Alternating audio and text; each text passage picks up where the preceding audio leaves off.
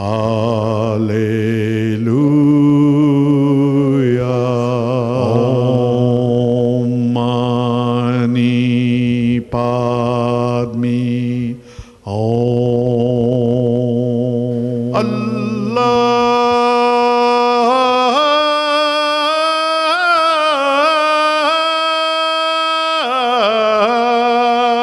Satnam. Welcome. You're watching Harmony and Diversity, and we're speaking with Rev Dr Sandy Yule. He's a retired Uniting Church minister, and we've spoken to Sandy in the previous two programs, and this program will be speaking to him about shamanism, and we'll be using as a reference a book which he's written called The Burning Mirror, which looks at shamanism on pretty much from an historic perspective. Thanks for coming back yet again, Sandy. Happy to be here, thank you. Now, this is an unusual subject. Did you find a shrunken head, or what was the situation? What started it? It started out of the teaching I was doing in philosophy in a teacher's college. Okay. With a colleague, we developed an alternative first-year philosophy course based on miracles, psychic phenomena, and life beyond death. And it was really an exploration of alternative worldviews of science, magic, and religion. So we had to go looking for stories that made credible each of these worldviews. And I discovered that many of these stories were in fact from shamanic communities, particularly around the area of magic.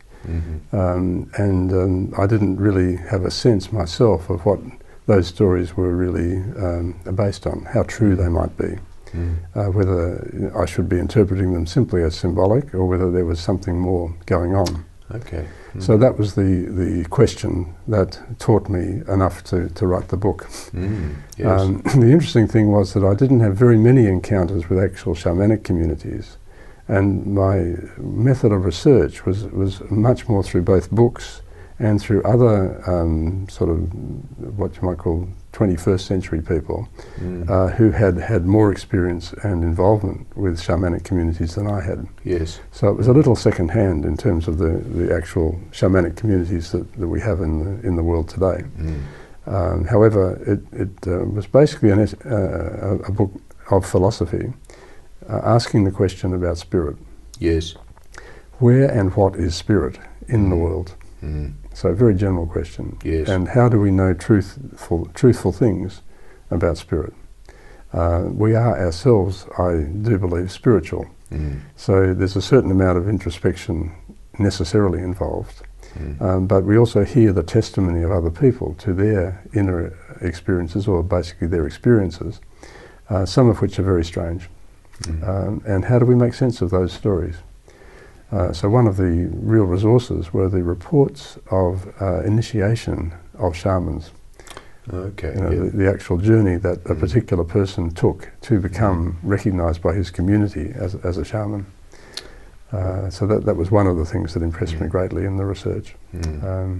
But I found that it connected so much with most of the other spiritual problems and questions that I had already encountered in other contexts. Right.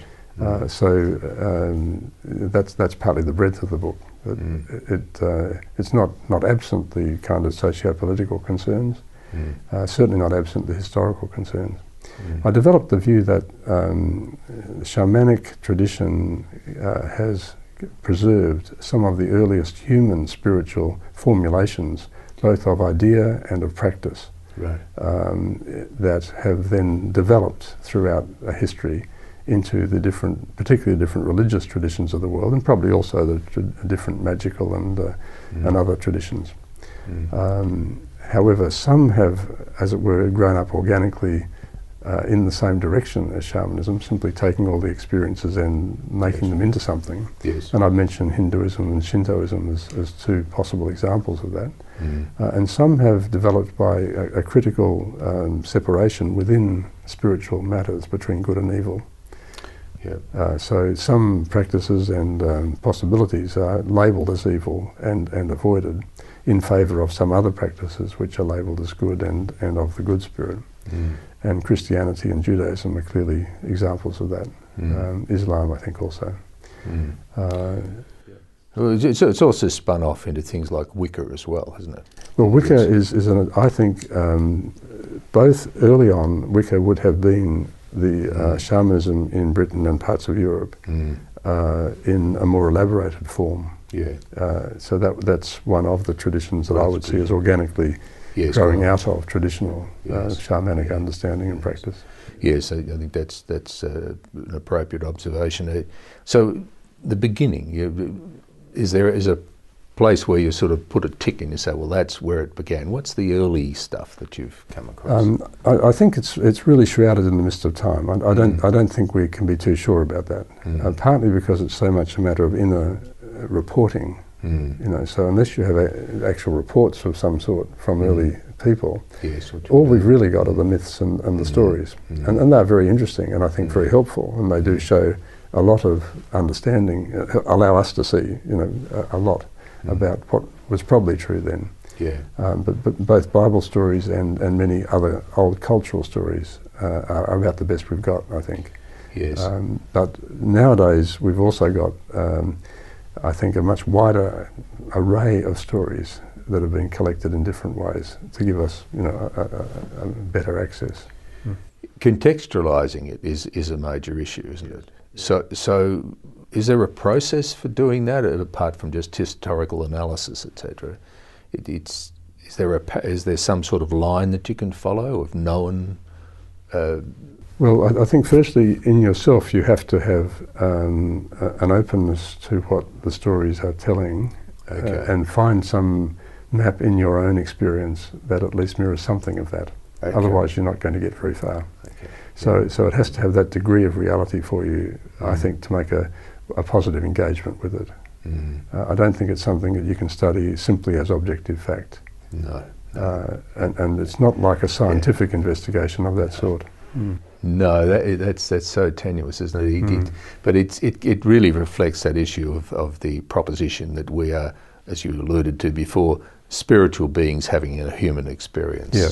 Yeah. And that's been what's been repeated back into the past, as far as you can feel. And I think it's important in terms of epistemology to distinguish between first-person experience, my own experience, second-person experience, the testimony of others about their first-person experience, and third-person experience, which is observation.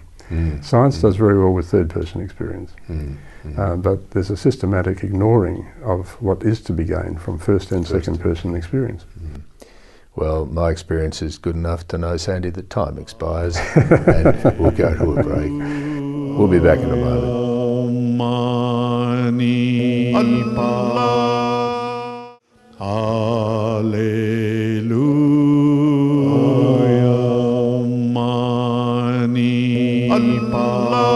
Welcome back. You're watching Harmony and Diversity, and we're speaking with Sandy Yule. He's a retired Uniting Church minister. This first, second, third person experience of these experiences, that's a very interesting concept or issue because, in my view at least, the surest way to kill a spiritual experience is to start to try to describe it. Yes. So how does that fit in with these ancient stories as they come through? How reliable has this evolution of the story been, how being retold and retold and retold? The story's only as good as the story. So the story is a gateway which you can either go through or not go through. And to go through it is to engage, to treat it as something to enter into imaginatively, and in a sense to let it speak to you and show you things that you may not have been so aware of before. And usually it will. That's what I regard as the proper way to deal with the old stories, and it is a pathway into something like the shamanic experience. Yes. Most of us Westerners don't do it in the same full-blooded way that shamans do, which is boots and all and total exposure and total vulnerability to the spirit. But we do it. What sort of training, and I'm sure that the different groups have different training, but just one example of the type of training that a shaman would go through? Well, I mean, most of the stories that impressed me were stories of people going into an experience where they nearly died. And it may be an actual disease that nearly killed them, or some other situation, or it may be an imaginative experience in which they imagine their own death.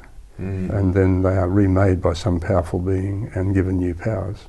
Yeah. And in some of the traditions, they're actually given signs of this, like crystals in parts of the body that they imagine they have been received. Yes. And that gives them a certain kind of power. You know, what do you make of that? Well, listen to the story. Yeah, but that's fascinating, because if you read the Christian saints, many of them were very ill and died very young from their illness, and yet their insights and their almost shamanic experiences are memorable. So maybe there's a parallel there. Oh, I certainly think that it's a human potentiality which shows up in all traditions in different ways, and the traditions have an influence on it, but do not create it. No. Yeah. And perhaps it's that willingness to surrender to it, Yes. not allowing it to be created by anything other than your own connection with it. Yes. Now, I'd like to talk about what happened to me in doing this story. I started with the question, why are Protestants afraid of meditation? Okay. And I came to the answer that because Protestantism arose at the time where there were witch trials. Oh. And the witch trials were the time in Europe where the shamanic tradition was suppressed, Right. because it was open to the wild spirits of nature, and that was thought to be of the devil by the Christian authorities, and in some cases it was clearly used for rather negative purposes as well. So it was not a clear judgment, yes, the devil was there, no, the devil wasn't there, but this was the way it was shaped at that time. So just the fear of being labelled a witch was enough to make Protestants not so keen to engage. So they tended to step back from mystery Into rationalism, into a more rational approach generally. Right. That's my hypothesis. Yeah. And it certainly explains, I'm not suggesting that Protestants did this, but why witches found themselves being dunked in water and drowning and boiling in oil and all sorts of stuff. These like were that. the tests. These were the Yes. tests for witches, and they're very strange. Very strange tests. But the whole encounter with the witch hunt in Europe is the place to look if you want to see what happened to the old shamanic traditions coming into modern Christianity. Oh, that's very, very pertinent. Just to jump forward into the present day, do you see any of those fears of shamanism and that allowing the self to flow? Do you see that fear arising? Well, I certainly think that the fear of witchcraft is actually a buried one that we don't even have very consciously anymore, but it's still there in our culture, I think. And the answer to bad witches is good witches, rather than no witches.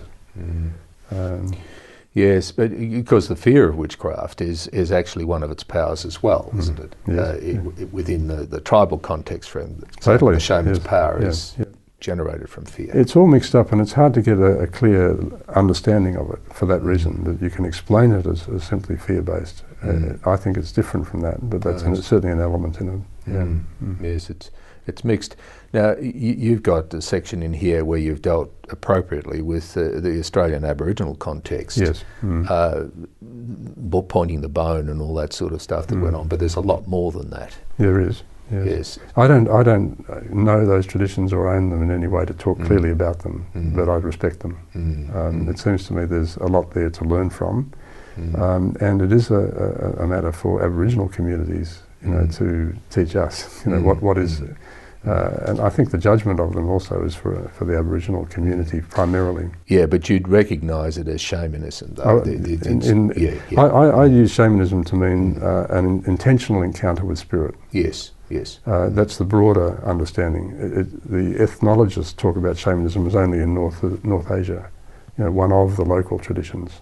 But all of the local traditions in the world, I think, fall under this same broad spiritual understanding, where there is a methodology for intentional encounter with spirit. Yes. That's what I'm talking about.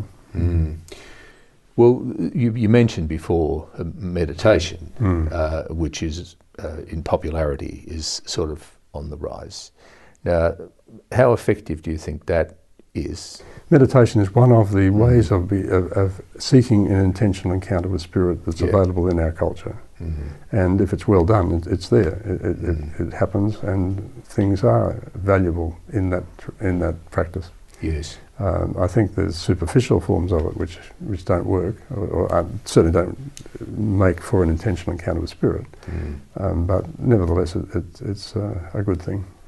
Yeah, so I think the emphasis on the material, the emphasis on the analytical approach, in my experience, I've watched people who have had what clearly seems to be a spiritual experience like that, but because of the inhibition of the language to capture it, and then the rejection by the people who are listening, it gets pushed down. Exactly. It doesn't come up. And I'll get pushed down too, because time is clicking. So we'll go to a break and come back. Okay. We'll be back in a moment. Mani Allah. Hallelujah. Mani Allah. Welcome back. You're watching Harmony and Diversity. And we're speaking with Sandy Yule. He's a retired Uniting Church minister. And we're talking about shamanism. In this book that you put together on it is titled Burning Mirror. What's that about? Well, it's an image, basically. The mirror is an image for consciousness, particularly in some Buddhist traditions. And the burning is really the pain of self-awareness and proper self-knowledge. And it reminds me of the Lord of the Rings, where they have the far-seeing glass things that you see through, and one of them you actually see the death of the man in fire through that. So that was one source. It's also the title of a film by a colleague, Di Bretherton, about going back to Vietnam and seeing the war from the enemy's point of view, so to speak, and the pain of our national self-discovery through that process. So those were the kind of ideas behind it. I talk about it in the book in more detail. But, yeah. You actually raised the point about some of the movies that are on at the moment. They are heavily mystical, aren't they? So there's that. Do you think that's an unconscious return? I think there's a great deal of need for popular exploration of the spiritual questions. And we do it through concrete images, as usually, and films are good at this. They make it more concrete, but they also co-opt it to some extent, so that you're then not able to access your own inner images in quite the same powerful way that would otherwise be the case. So that's the danger of them. But they open the doorway to possibility. Oh, we do, yeah. And so this is a major thrust for coming in connection with this shamanistic approach, is to allow the possibility. It's fascinating stuff, because it's woven into religion as we know it to be. Yes. But perhaps more concealed than perhaps it should be. I'm just looking through your index here again. Is something which grabs me is Enlightenment Revisited. What context is that in? Well, this is actually a work of philosophy, because I'm trying to use rational tools to understand the spirit, knowing that that's not fully possible. Yes. So revisiting the Enlightenment is to reassess, what was the actual openness within the Enlightenment teaching of philosophers to the reality of spirit, and there is some openness. It's in the edges and corners, but there is some openness.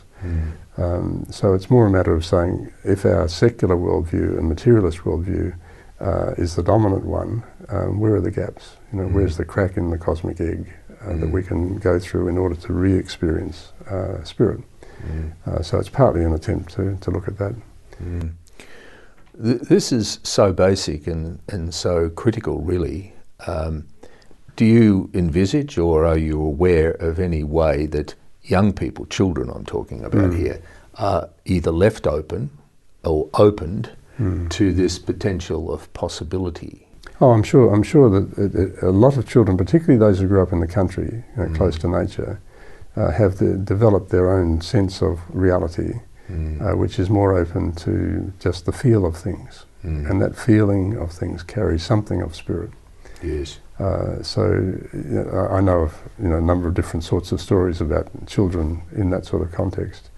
And there are people who've been working at teaching meditation to children, so that the children become more conscious, both of what they already know and of how they can, as it were, open that out positively and with some confidence. Yeah, in some cultures, the shamanism was an inherited process, so that presumably the child would grow up in the context of the father, and as a consequence be prepared for that different awareness. Yes. I think it's different in each place. I don't think there's any one real story about that. No. But the pathway into the shamanic experience is usually surprising. There's usually some sort of crisis that is the catalyst for a deeper level of awareness. Your point about the fact that there are so many different pathways and so many different cultures involved works against it being raised to a level of awareness which it deserves. Once again, do you see anywhere where this is happening, where it's coming together, and there's a vein of awareness of this? Well, I think the New Age movement was trying out a lot of these things, and some of the experiments that were done in that time were quite positive. I think there were some other things that weren't so positive, but nevertheless, in the New Age movement, when I was writing the book, was where I was in fact participating in order to have certain kinds of experiences, or look for certain kinds of experiences, some of which seem to work. Lots of stories that are in the book will answer some of that question. Yes, I think it's a detailed question. Yeah, it is. Yeah, it is a detailed question, and this is a highly detailed and abstract subject as well. Yeah. But I'm looking for the bridge between this awareness which you've created in this and religion, say, in Australia. Look, for me, the outcome of doing the book was that I became more wedded to Orthodox Christian understanding. Yes, right. And that's because this book pointed me to the depth out of which that understanding originally grew. Yes. And I can now feel that and see that in a way that I never could before. Oh, that's very interesting. So, well, thinking about, say, the Old Testament, for example, and a lot of the stories in there, that a good example, Moses lifted up the serpent in the wilderness to heal the people who were being bitten by snakes. Those who looked at the serpent survived, the image of the serpent. Those who didn't. Now, what's that all about? Yes, yes, that's right. I mean, healing is a great source of shamanic stories, stories of spiritual healing. Always strange and hard to know, particularly if you weren't there. That's right, and often they work. Often they work for whatever reason. They work. And it's the context of how much is a sort of the effect of the mind, the mind's conviction that it will work. Well, that's one element, but depth psychology tries to map the similar area, and there are dynamics there that are spiritual. Look, we'll have to leave it there. Those dynamics that are spiritual. Thank you so much for discussing this. It's a fascinating subject. I'm glad you find it so. Well, indeed we do. So much. May interview again if that was possible. Certainly would sometime later. Thank you very much.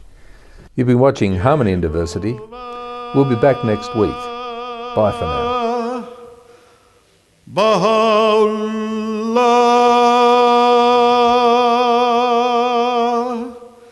Shanti Om, Allahu